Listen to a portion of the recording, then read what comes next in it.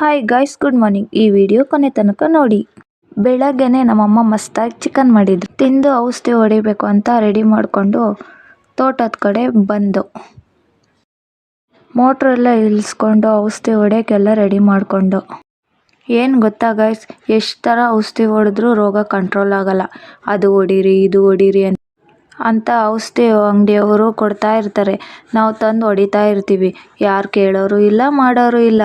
ನಾವು ಹೊಡೆದು ಹಾಳಾಗ್ತೀವಿ ಅಷ್ಟೇ. ಎಲ್ಲರೂ ಸ್ಟ್ರೈಕ್ ಮಾಡಬೇಕು ಗೈಸ್, ಆವಾಗ ದಾರಿಗೆ ಬರ್ತಾರೆ. ಬರೀ ಇಂಥದೆಯಾ?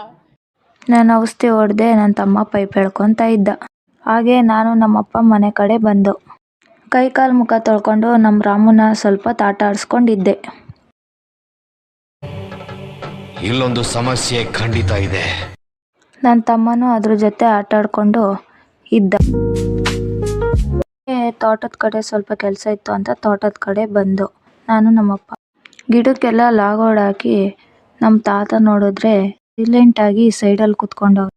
ತೋಟದ ಕೆಲಸ ಇದೆಯಲ್ಲ ಗಾಯ್ಸ್, ತುಂಬ ಕಷ್ಟ.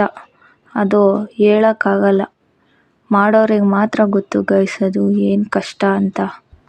ಕೆಲಸ ಮಾಡಿ ಸುಸ್ತಾಗಿದ್ದೀವೋ ಅಂತ ನಮ್ಮಪ್ಪ ಜ್ಯೂಸ್ ತಂದರು. ನಮ್ಮ ಬಾಧೆ ನೋಡೋಕ್ಕಾಗ್ದಿರ ನಮ್ಮ ತಾತನೂ ನಮ್ಮ ಜೊತೆ ಕೆಲಸ ಮಾಡೋಕ್ಕೆ ಬಂದರು. ಈ ವಯಸ್ಸಲ್ಲೂ ಕೆಲಸ ಮಾಡ್ತಾರಲ್ಲ ಗೈಸ್, ಸೂಪರ್. ನನ್ನ ತಮ್ಮ ಕೆಲಸ ಮಾಡೋ ಅಂದರೆ ಫೋನ್ ಹಿಡ್ಕೊಂಡು ಕೂತವನಿ. ಫೈನಲಿ ಮುಗೀತು ಗೈಸ್.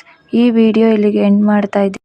ನನ್ನ ಪೇಜ್ ಫಾಲೋ ಮಾಡಿ, ಇನ್ನಷ್ಟು ವಿಡಿಯೋಗಳನ್ನು ಮಾಡೋಕ್ಕೆ ಪ್ರಯತ್ನ ಪಡ್ತೀನಿ. Bye guys.